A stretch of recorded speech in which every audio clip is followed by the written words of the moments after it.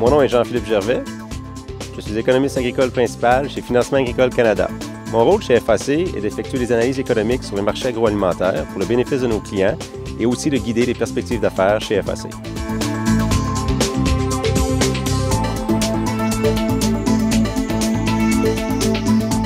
Les trois lettres OMC signifient Organisation mondiale du commerce. L'objectif premier de l'OMC est de libéraliser ou d'abaisser les barrières tarifaires dans le but d'augmenter le volume de commerce des biens et marchandises et ainsi rendre le volume de commerce plus prévisible et stable dans le temps.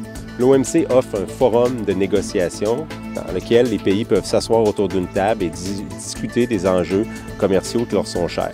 L'OMC offre aussi un processus de résolution de disputes lorsque deux pays ne sont pas d'accord sur l'interprétation d'une règle commerciale, mais ils peuvent suivre le processus à l'OMC et régler leurs différends commerciaux.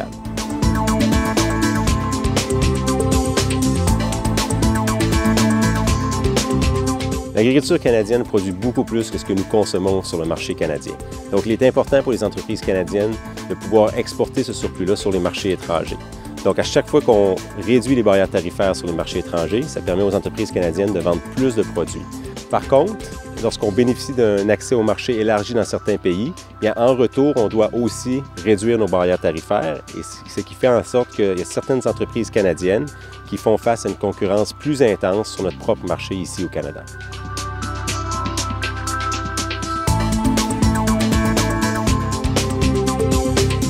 Les négociations à l'OMC progressent très lentement. Donc, c'est pourquoi que le focus maintenant ou l'emphase est maintenant beaucoup plus sur les ententes dites bilatérales, c'est-à-dire qu'on s'assoit en face d'un pays en particulier et on négocie certaines règles commerciales qui vont s'appliquer seulement à ce pays-là.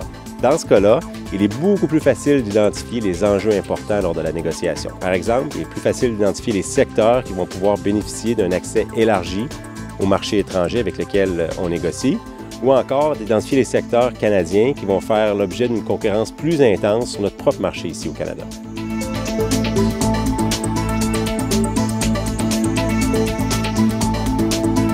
Les perspectives de long terme pour le commerce international agroalimentaire au Canada sont en fait très positives. Certaines organisations prédisent que la demande pour les produits alimentaires pourrait augmenter jusqu'à 70 % dans les 40 prochaines années. Ceci en partie dû à l'augmentation de la population au niveau mondial, mais aussi grâce à l'émergence de cette nouvelle classe moyenne-là dans certains pays qui sont économiquement moins avancés. Les consommateurs de ces pays consacrent une plus grande part de leur budget aux dépenses alimentaires et lorsque leur revenu augmente, bien, ça a un plus gros impact sur la demande de produits alimentaires. Et donc, le Canada est bien positionné pour profiter de cette augmentation de la demande-là au niveau mondial.